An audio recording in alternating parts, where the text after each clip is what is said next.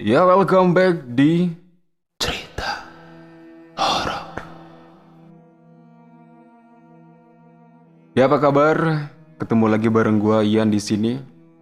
Seperti biasa, gua bakal membacakan beberapa cerita horor riddle yang siap untuk dipecahkan bareng-bareng. Oke, langsung aja di cerita yang pertama. Ada cerita yang berjudul Kasus yang Aneh. Suatu hari, seorang guru SD memanggil orang tua salah satu muridnya dengan panik. Kedua orang tua tersebut ikut-ikutan khawatir sebab guru tersebut terlihat sangat cemas. "Ada apa dengan anak kami?"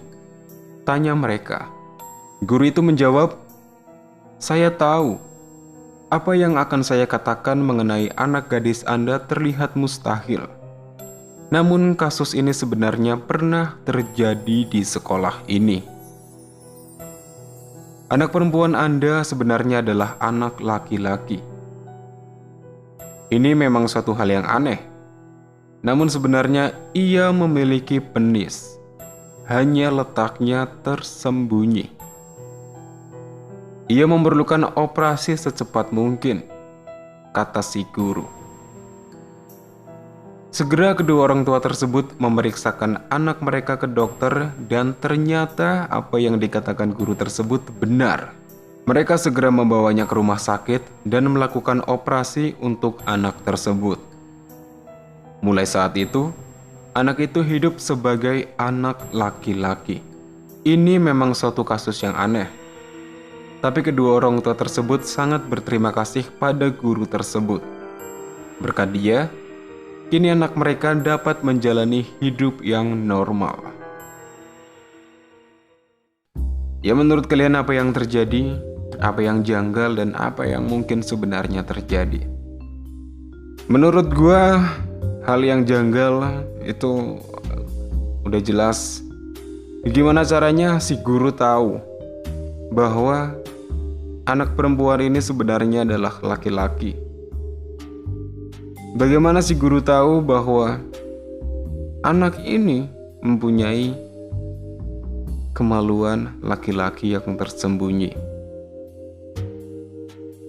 Kemungkinan yang terjadi, si guru ingin melakukan pelecehan seksual kepada muridnya, namun ternyata muridnya bukanlah seorang gadis melainkan anak laki-laki. Dan si guru juga mengatakan, sebenarnya kasus ini pernah terjadi di sekolah ini. Jadi bukan sekali ini si guru melakukan pelecehan seksual, mungkin ada lebih banyak korban lagi dari murid-murid si guru menjadi korban nafsu liar si guru.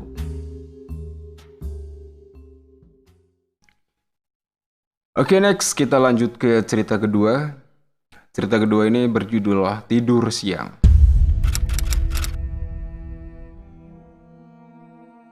Aku sangat lelah. Memiliki dua anak di bawah umur 3 tahun sangat menguras tenagaku.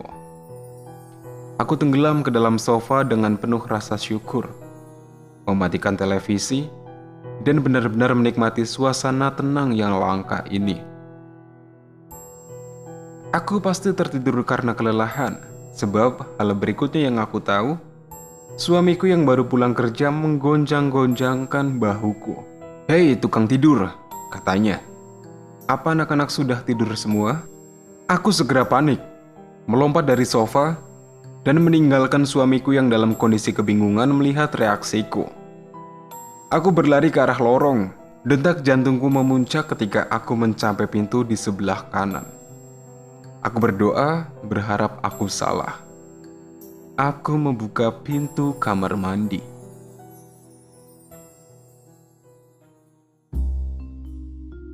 Bagaimana menurut kalian? Apakah yang janggal dan apakah yang mungkin terjadi dalam cerita tidur siang ini? Menurut gue yang janggal di sini, si aku ketiduran. Sementara pas dia dibangunin suaminya, dia langsung lari, panik, menuju kamar mandi. Jadi kemungkinan kedua anaknya yang masih berumur di bawah 3 tahun terjebak di kamar mandi selama si aku ini tertidur siang sampai suaminya pulang kerja. Pulang kerja biasanya sore kalau nggak malam. Jadi kemungkinan yang terjadi itu si ibu lupa, ketiduran, dan anaknya terjebak di kamar mandi. Kemungkinan kedua karena terlalu lelah, stres, mengurus kedua anak yang masih berumur di bawah 3 tahun membuat si aku udah nggak tahan dan akhirnya memutuskan untuk mengakhiri hidup kedua anaknya itu. Dan dia panik karena tertidur dan sampai suaminya pulang, dia belum sempat menyembunyikan mayat kedua anaknya yang masih berumur di bawah 3 tahun.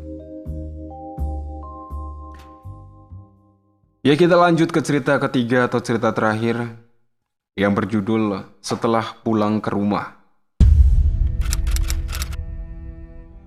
Ketika aku tiba di rumah sepulang sekolah, tidak ada seorang pun di sana.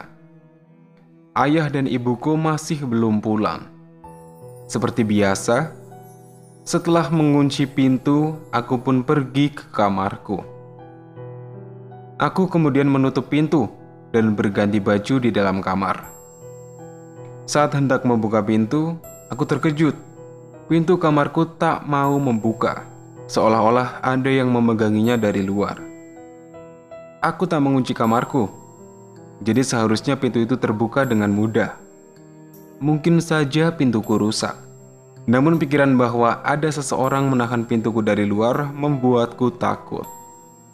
Untunglah kamarku terletak di lantai 1 dan sambil membawa telepon genggam, aku pun keluar dari jendela. Saat aku berada di luar, beruntung aku bertemu ibuku yang baru saja tiba di depan rumah.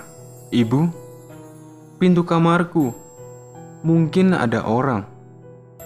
Aku berkata dengan terbata-bata karena masih ketakutan. Namun ibuku justru tertawa. Ia tak mempercayaiku. Kami pun masuk dan ibu mencoba membuka pintu kamarku. Ternyata pintu itu terbuka dengan sangat mudah. Lihat, bisa kan? Jangan berpikir yang aneh-aneh. Rumah ini sudah tua, jadi wajar kalau pintu ini sudah rusak. Aku pun masuk dan ibuku meninggalkan rumah sambil tertawa. Dengan perasaan malu, aku membuka kunci jendela dan menatap keluar. Angin berhembus di wajahku dan aku mulai tertawa. Mana mungkin ada orang mesum masuk ke rumahku? Hari masih siang bolong begini. Menurut kalian apa yang janggal dan apa yang mungkin terjadi? Menurut gue, di cerita setelah pulang ke rumah ini ada beberapa kejanggalan. Yang pertama, si aku setelah pulang sekolah gak ada orang satupun di rumah. Dan seperti biasa, setelah mengunci pintu, si aku pergi ke kamar, ganti baju, dan nutup pintu kamar.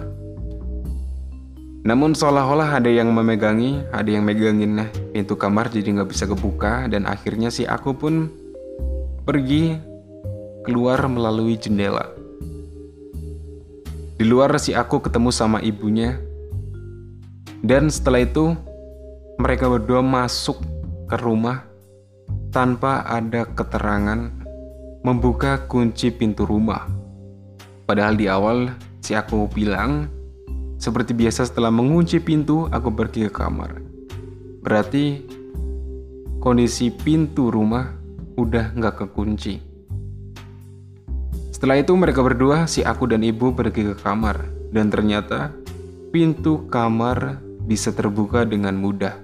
Lalu kejanggalan berikutnya, si aku tadi kan keluar rumah lewat jendela. Namun ketika ia balik ke kamar, ternyata jendelanya sudah terkunci lagi. Jadi di sini ada orang yang membuka pintu rumah, masuk ke kamar si aku, dan mengunci jendela si aku.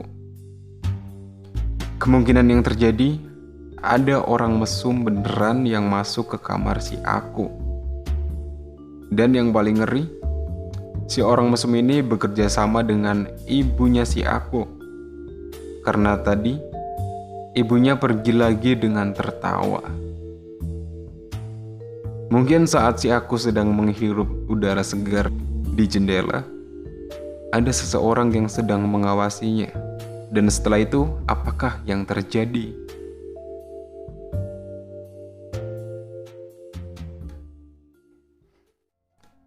Ya, sekian tadi cerita yang bisa gue bacain di kesempatan kali ini.